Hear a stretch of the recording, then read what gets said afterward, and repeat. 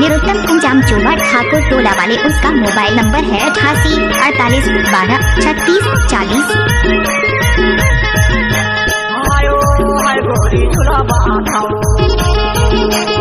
आयो आयो झूला बांधाओ, झूला बांधाओ मनियारी दादर में झूला बांधाऊंगा, झूला बांधाओ मनियारी दादर में झूला बांधाओ, झूला बांधा गोरी झूला बांधा, झूला बांधा रानी झूला बांधा, झूला बांधा गोरी झूला बांधा रे हाय झूला बांधा, झूला बांधा ओ मनियारी दादर में झूला बांधा,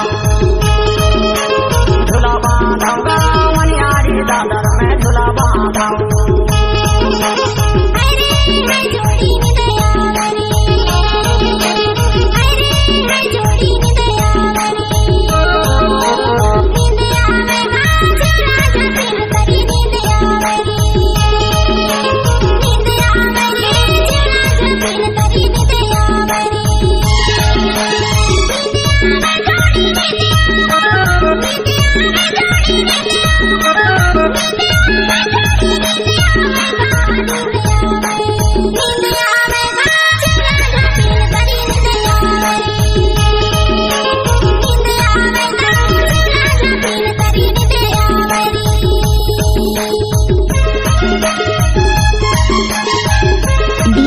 निरुत्तम कुंजाम चोबा ठाकुर टोला वाले, उसका मोबाइल नंबर है 88 48 12 36 40।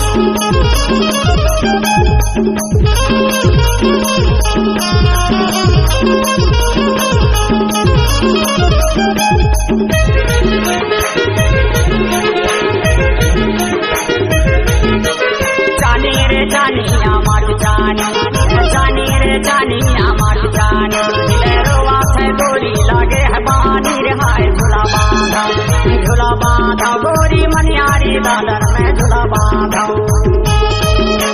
झूला बांधा मनियारी दादर में झूला बांधा।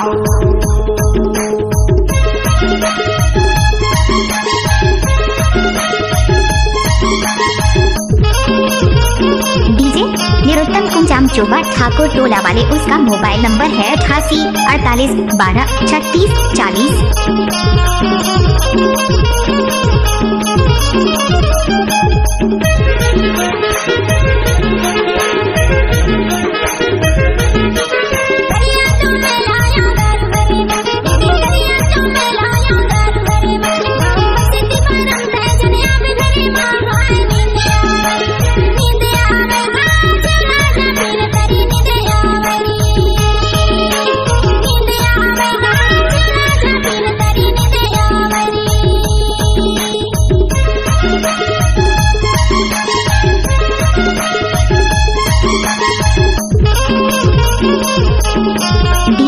निरुत्तम कुंजाम चोबा ठाकुर टोला वाले, उसका मोबाइल नंबर है 88 48 12 36 40।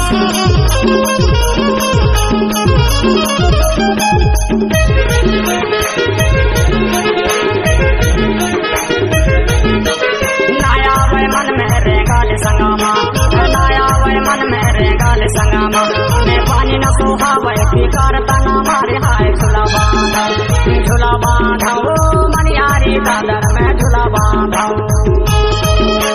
झूला बांधा गोरी मनियारी दादर में झूला बांधा।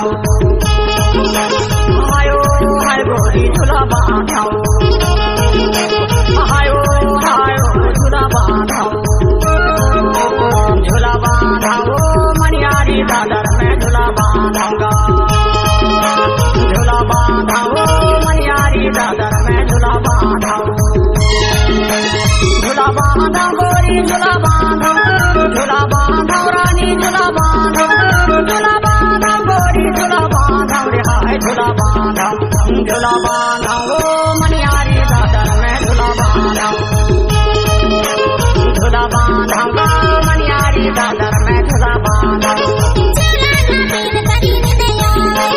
मनियारी दादर में झूला बांधा, मनियारी दादर में झूला बांधा।